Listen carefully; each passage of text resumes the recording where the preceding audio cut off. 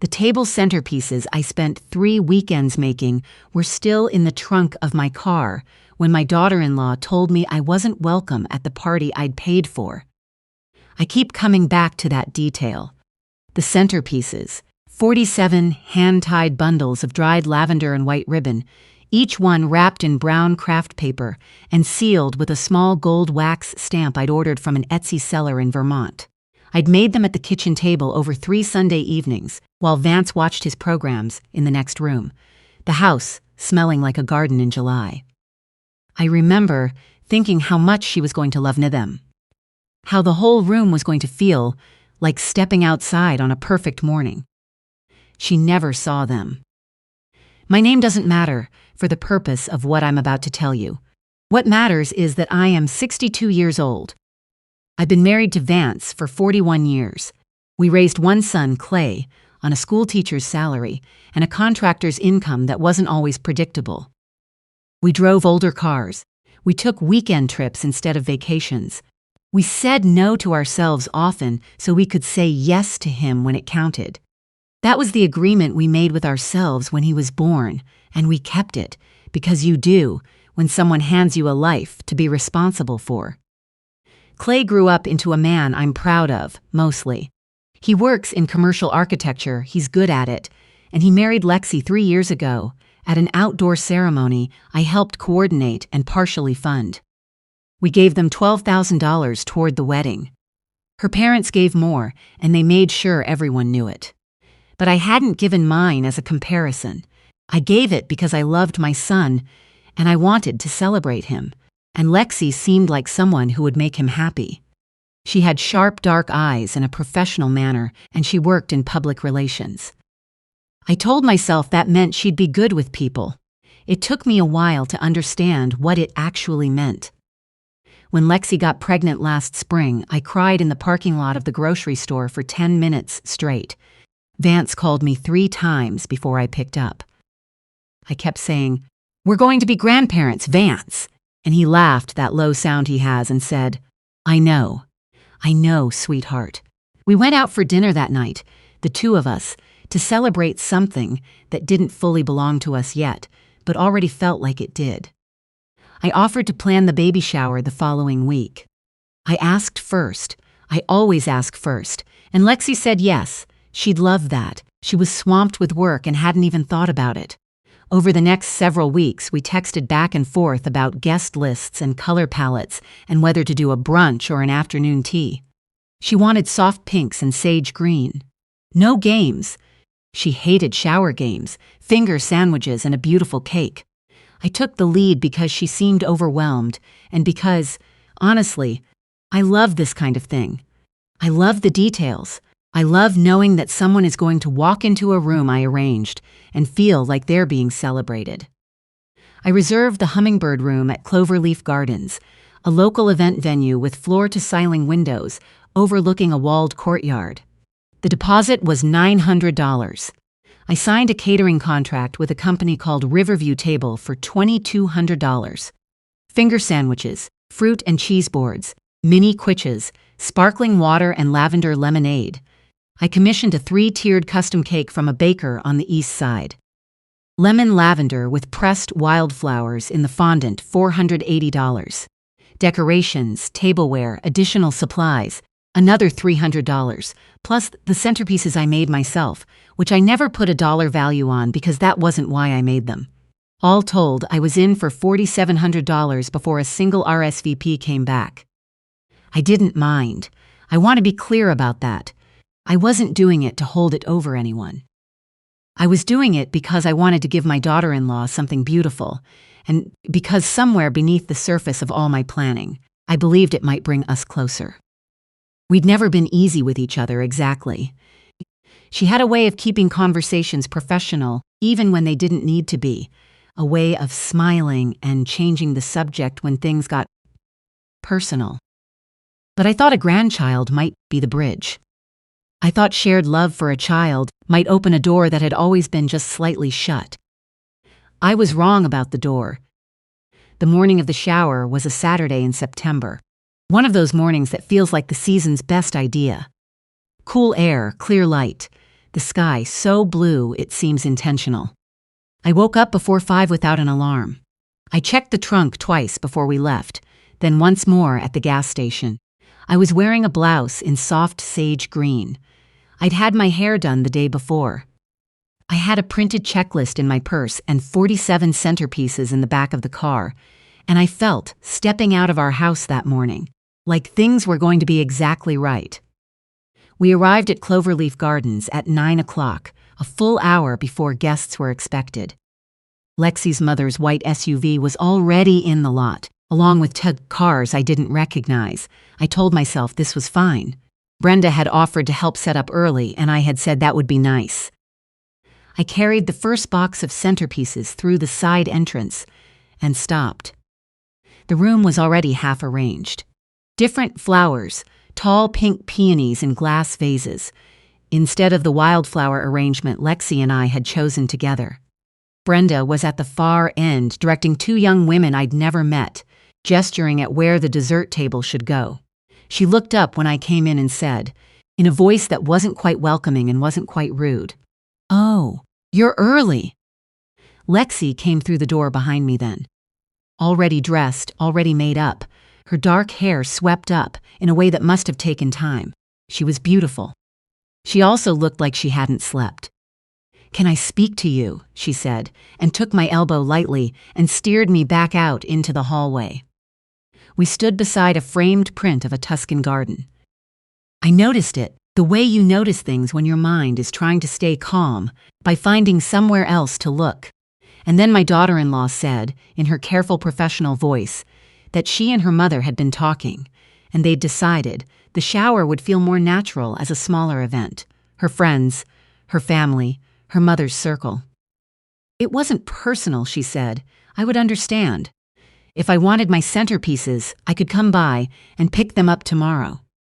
This is my celebration, she said. It should feel like my people. I had signed the contract for the room we were standing outside of.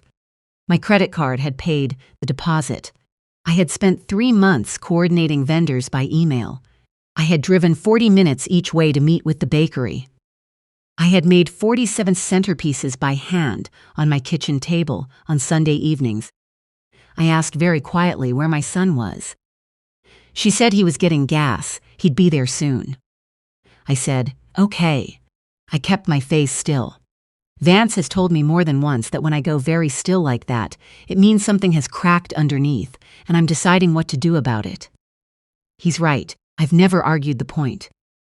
I went back inside, picked up the box of centerpieces I'd set down, carried them to the car, and placed them gently on the back seat. Then I got in the front and closed the door. Vance was in the driver's seat reading something on his phone. He looked at me once, just once. That was enough. "She told me to leave," I said, "before the guests arrive, the room I paid for. She told me I wasn't welcome." He set his phone on the dash and looked straight ahead through the windshield at the parking lot. "The contracts," he said. "Yes." "Our names are on all of them." "Yes." He nodded once, the kind of nod that is also a decision. I called the catering manager first. I told him there had been a significant change, and I was canceling our event order. He said the food was already being prepared. I said I understood, and I apologized for the timing, and would accept the loss on the deposit, but the remaining balance would not be paid. He put me on hold. I sat in the parking lot of that garden venue, while somewhere inside, someone was arranging flowers that weren't the flowers we'd chosen. He came back and said he'd process the cancellation and send confirmation in writing. Vance called the venue coordinator. He was calm and quiet on the phone, the way he always is when he's delivering unwelcome information to someone who didn't see it coming. He explained the situation without elaborating beyond what was necessary. She was flustered, said the room was already set. He said he understood, and that we were releasing the space, and he'd follow up in writing. He thanked her and ended the call. I called the bakery last. "The cake was finished," the baker said. "It was beautiful," she said. I asked if she had any other customers this week she might be able to offer it to at a reduced price. There was a pause, a kind pause, the kind that understands something has gone wrong without requiring an explanation, and she said she'd make some calls. I thanked her and told her to send me the final invoice regardless. We were out of that parking lot in under an hour. Vance drove us to the diner on Route 9, the one we've been going to since we were in our 30s, the one with the vinyl booths and the bottomless coffee. We sat in the back. We didn't talk much. There wasn't much to say yet. We were both still, inside the fact of what had happened, turning it over. The texts came while we sat there. Brenda first. What is going on with the catering company? Then my son. Mom, where are you? I read his message twice. He didn't say Lexi told me what happened and I'm horrified. He didn't say I didn't know anything about this. He said, where are you? And somewhere in the space of those 4 words was information I hadn't wanted to have. The calls started about 40 minutes after we left. My daughter-in-law twice, Brenda 3 times, then my son. Then a number I didn't recognize, which turned out to be the venue coordinator calling on someone else's behalf. I let them all ring. Vance drank his coffee and held my hand across the table when I needed him to. 26 calls came in that day. I didn't answer one of them. That night, after sitting on the back porch for a long time watching the light go out of the sky, I sent my son one message. Not long, it said. It wasn't a change of plans. She told me I wasn't welcome. That is not a miscommunication. He didn't reply that evening. He replied the following morning, something that was trying to be an apology, and mostly getting there. I said I appreciated it and that I needed a few days. I took those days. In the quiet that followed, I started noticing things I'd been explaining away for years. The Thanksgiving, I'd cooked for 3 days, and Lexi mentioned, when they arrived, that they'd already eaten at her mother's because they weren't sure what time mine would be ready. I smiled and started reheating. I told myself it was a miscommunication. The Christmas when I saved up for a cashmere scarf, a real one, not the cheap kind, and she returned it without mentioning it to me. The pregnancy announcement party Brenda threw that first weekend, the one I found out about when my son called to share the news, mentioning the party almost as an afterthought, a small thing, just her side. I had told myself it was early days. I had told myself she was nervous about the pregnancy. I had told myself these things so many times that I had stopped hearing them as excuses and started hearing them as facts. The truth I had to sit with, there in the quiet of our house, was that I had let things go so consistently that I had communicated something I never intended, that I would absorb whatever was done and come back around, because that was what I did. Because I believed, for a long time, that was what love required. The shower was the first time I didn't. 3 weeks later, I found something out from a woman at my church whose daughter had been on the guest list. She mentioned with a slightly confused expression that Brenda had been telling people I'd decided to hand off the planning weeks ago, that I'd stepped back voluntarily, that I was too busy with other things. She'd been telling people that for weeks, which meant that when I was asked to leave that morning, the guests inside the building had already been prepared to not wonder where I was. The absence had been arranged before I even arrived. Vance said, when I told him that evening, she always planned around you, not with you. He said it quietly, as a fact rather than an accusation. The kind of fact you say out loud because you've been carrying it silently and it's time to put it down somewhere. My son came to our house 9 days after the shower, without Lexi. He sat at the kitchen table where he'd sat for homework and birthday dinners and 2 arguments I still remember word for word, and he told us he was sorry. Not in a text, in person, looking at us. He said he had known, for several weeks, that Brenda and Lexi were planning to ask me not to attend. He hadn't known they were going to do it the morning of, in that hallway, that way. He said he'd stayed quiet because he was trying to keep the peace, and he said he understood now that keeping the peace at that cost wasn't peace. It was something else entirely, and he hadn't wanted to name it. I asked him one question. I said, "Do you understand what this cost? Not the $4,700, the other cost." He was quiet for a long time, and then he said, "Yes, Mom, I'm starting to." We didn't hug that day. Some things need to stay open a little longer before they can close right. I've learned to let that be okay. The baby came in December. A girl. When my son called, Vance and I held hands at the kitchen table, and I pressed my free hand against my chest because I thought something might actually split open in the best possible way. We went to the hospital that evening. We held her. She had my son's nose and her mother's dark hair, and when I held her, she wrapped her fingers around mine, and I cried in a way I hadn't cried in years. Not from sadness. From something that doesn't have a clean name, some combination of love and grief and gratitude and the particular ache of arriving somewhere after a very long road. But I also, quietly, in the parking lot of that hospital before we went in, said something out loud to Vance that I'd been working out for weeks. I said, "We will be present, we will show up, but we're not going to manage ourselves small to stay in the room." He said he understood. He said he'd been thinking the same thing. When Brenda mentioned, in the hospital room that evening, that the grandparents would obviously want to be available for regular childcare, I smiled and said we'd love to be involved and that we'd set up a schedule for once everyone was home and settled. She blinked. She'd expected a different answer, the old answer. I could see her recalculating, and I thought, recalculate all you like. The answer is the same. Vance and I took our anniversary trip in February. We went to Savannah, Georgia, a trip we had been postponing for 6 years for one reason, and then another.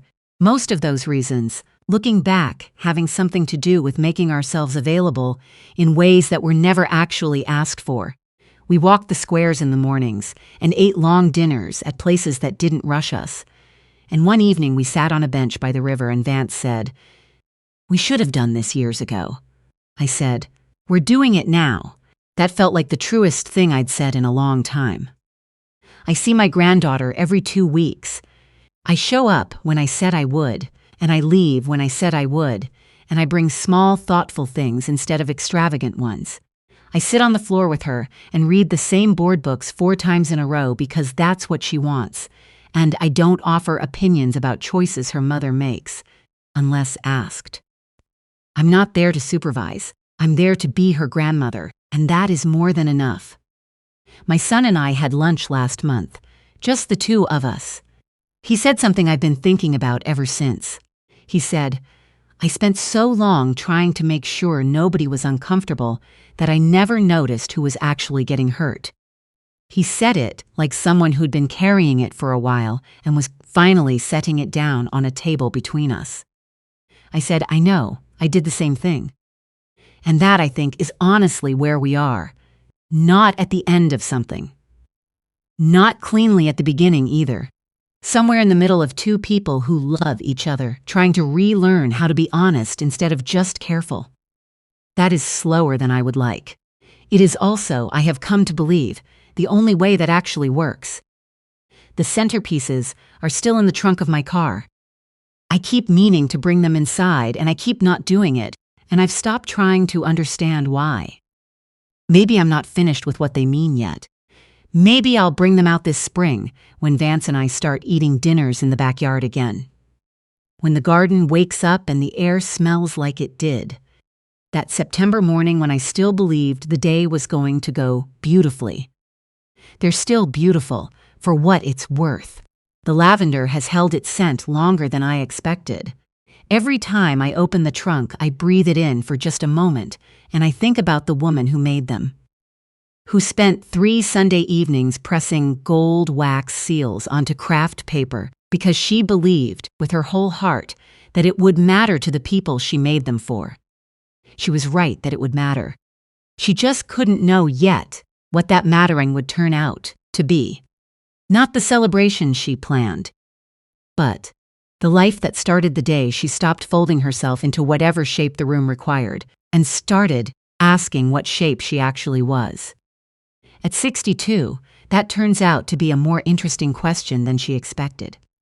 And the answer, so far, is better than she feared.